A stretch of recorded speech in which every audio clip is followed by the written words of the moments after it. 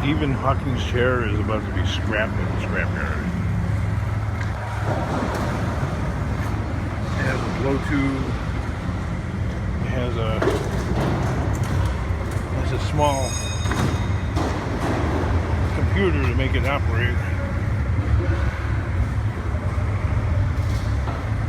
It had other attachments too, but they're gone.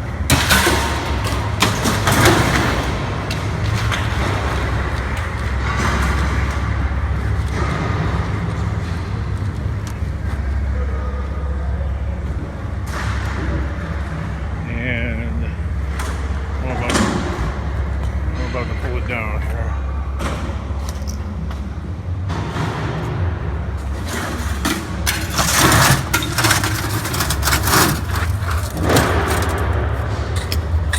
Somebody left some 2x4s here at the scrapyard.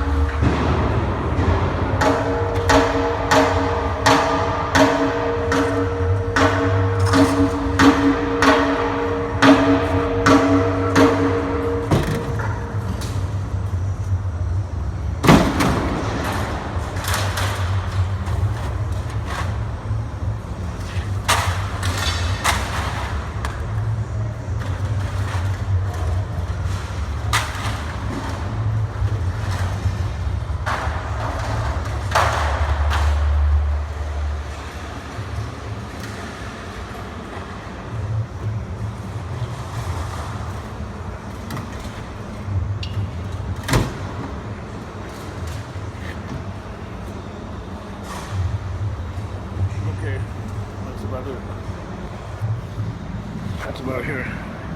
It's got some of the same stuff I got.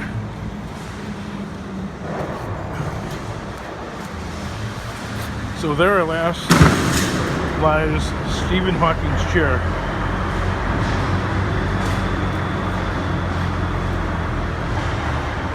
You know how a scrapping pallet man found PewDiePie's chair?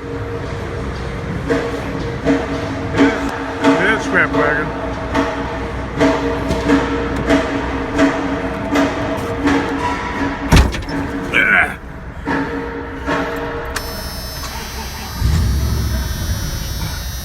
Well, at least I got rid of that really ridiculously difficult thing to handle, that disabled person chair. It's really very difficult to, very heavy too. Yeah, I know it's got batteries in it, but there it lays. I don't want to mess with it. That's why I get on with my day. My day's been interfered with. Plus the brakes are grinding again.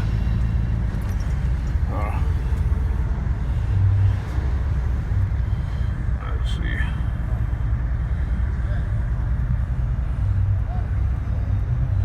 $59. I don't know what's wrong with the phone, why it glows like that, but $59.60 for when we came in at what, 6,600, 6,680, something like that. So what did I get rid of? I got rid of that chair and a pipe and a non-motorized handicap chair. Alright, well, I was gonna get rid of the cans, but this guy's got like he's got everything under the sun in that wagon, so you know what? I'm not gonna sit in line for the next 30 minutes while that guy loads his wagon. So there's another reason for the compound right there. Just letting you know that you end up waiting in line and wasting 30 minutes of your day dealing with that for a few pennies.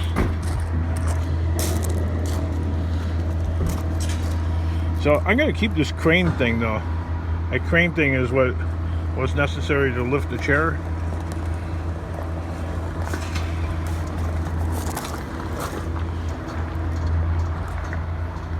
Tie this up here. Oh, I should have just pushed that thing off too. I thought that was a dehumidifier, but it's some sort of medical equipment. Anyway, the reason for the compound is I have that brass bed right there, or that air conditioner, and you can't take that stuff apart here. They ain't gonna let you. All right, we're gonna find out what it weighed and what it paid. Okay.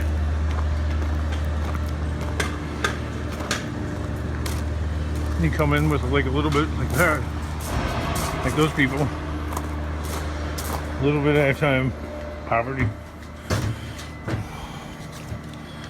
All right.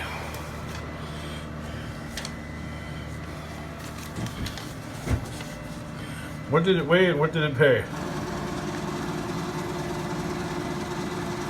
I knew that chair was heavy. I know I had a little furnace on the back though too. And iron pipe, but man, that $32. That disabled person chair had to weigh about 550 pounds, or at least 500 pounds.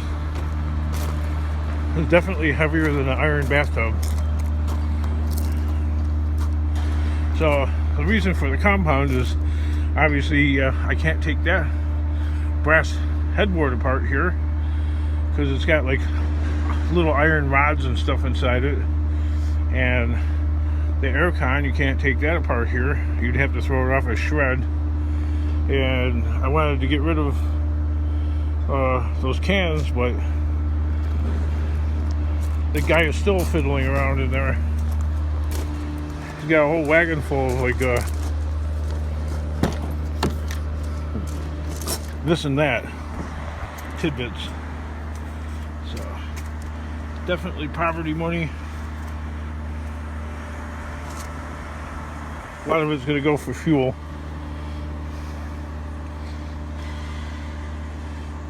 And I don't know. Food and fuel. That's about it. So we can go hunting this weekend and find some stuff.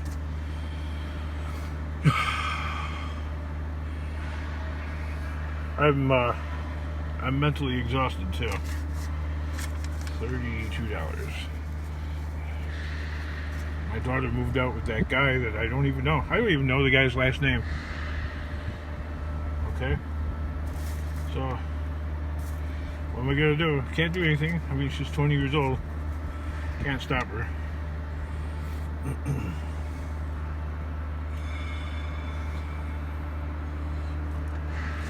Got the oldest one still lives at home, the 27-year-old. But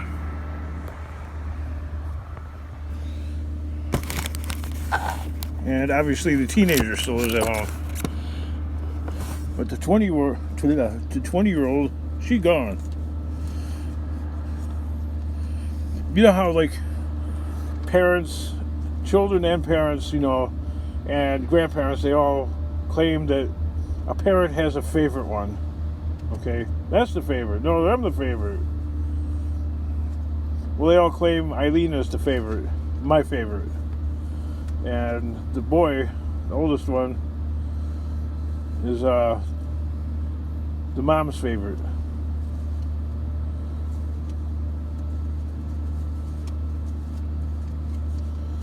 And yet, I mean, I don't know.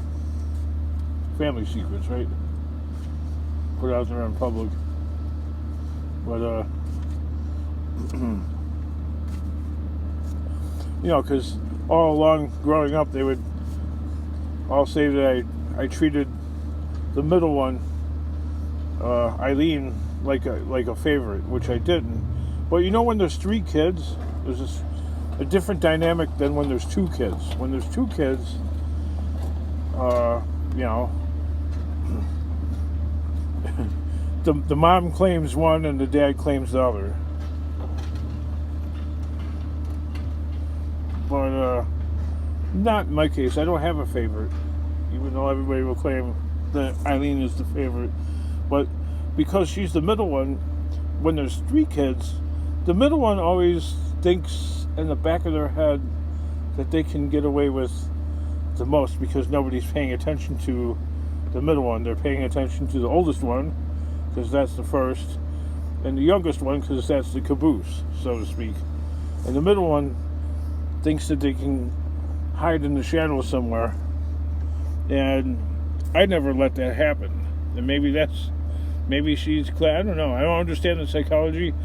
Maybe she's trying to claim middle child status and try and like be gone, you know what I mean?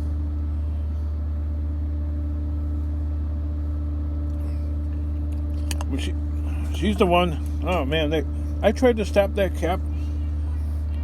I tried to stop that cap from this bottle from falling. I tried, and I caught it with my hand, and it fell out of my hand, and it went down there, and it got into my pant leg, and then somehow or another it rolled out of the pant leg, and it like rested on the ledge of the door opening there, and it finally made it to the ground, which I didn't want it to do. Upside down, of course. And to which I have to like bend over and reach and grab it. To which people will always say, a pound of dirt you need to eat in a lifetime.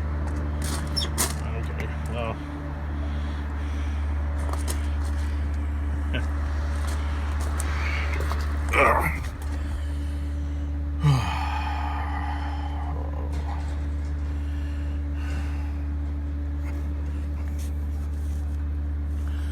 I won't call these a name.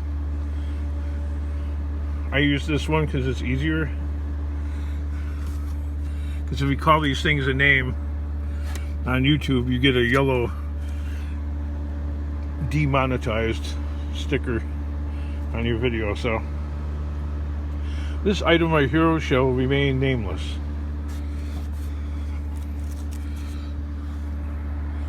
At least my channel, it gets a demonetized, so it has no name. That right there has no, those